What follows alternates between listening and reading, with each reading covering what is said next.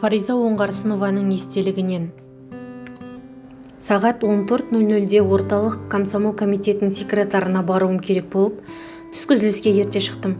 Есік алдында тұрған редакция машинасына отыра беріп, қай жағымнан келіп қалғанын білмеймін, Мұқағали жетіп келді. Мұқағалиді көріп кері түстім де, машинаның артқы есігін ашып, отырыңыз дедім. Тағы да ішкенге ұқсайды. Соңына 2-3 адам жүгіріп келе жатты. Мен машина есіктерін жауып, сыртынан ашылмасын деп, ішкі жағындағы тетіктерді басып қойдым. Ойым ана кісілерден бөліп алып, үйіне апарып салу.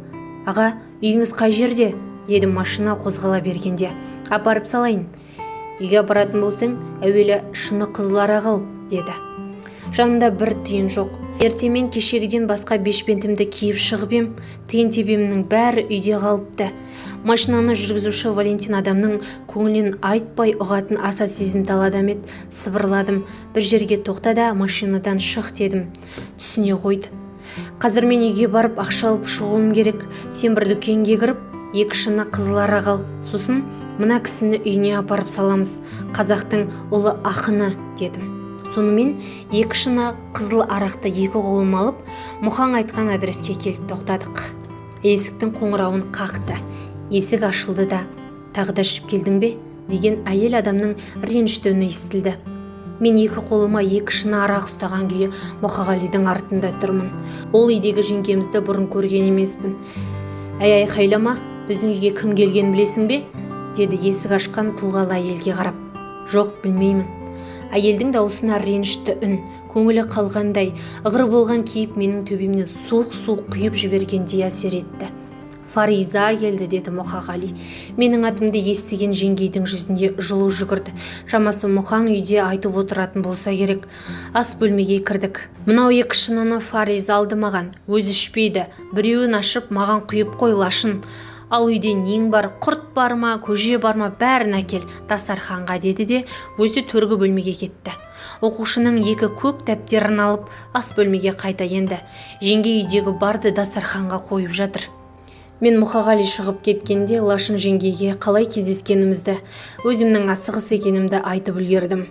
Міне көрдің бе, мынаның бәрі жаңа өлең Фаризажан, деп Мұхаң дәптерді менің алдыма қойды да, сен асықпа, түстікті жеңгеңнен іш, мен саған өлең оқып берем, деді. Мен көмек сұрағандай жүзбен жеңгеге қарадым. Лашын жеңге менің күйімді бірден ұға кетті. Жиналысы бар екен, баяндама жасайды. 1-2 өлең оқы да Фаризаға рұқсат бер. Мұқағали өкпелеген баладай отырып қалды.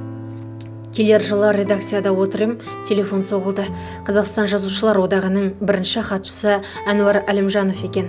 Балалар кітабының әлемдік апталығы Бакуде өткізіледі. Соған сен барып қайтсаң дұрыс болар еді, деді.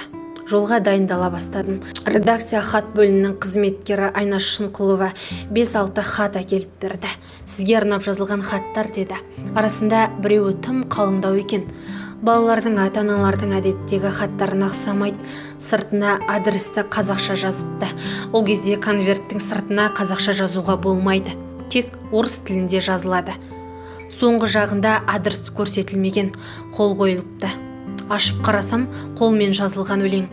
Фариза, Фариза ақын, Фариза қыз деп басталатын ағыл-тегіл шумақтар.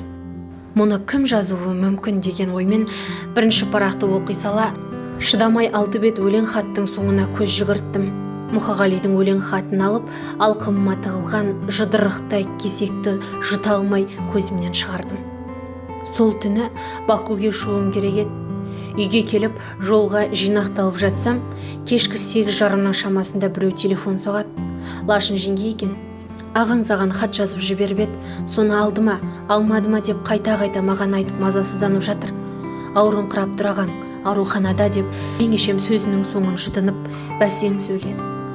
Мен хатты бүгін ғана алғанымда, өзім жазушылар одағының тапсырмасымен түнде жол жүріп бара жатқанымды айттым. Көп сәлем айтыңыз, келген бойда өзім барамын, деп қош айтыстым. Ақпарат Әсет Ақмолда инста парақшасынан алынды. Оқыған Ғылбият Нұрзат.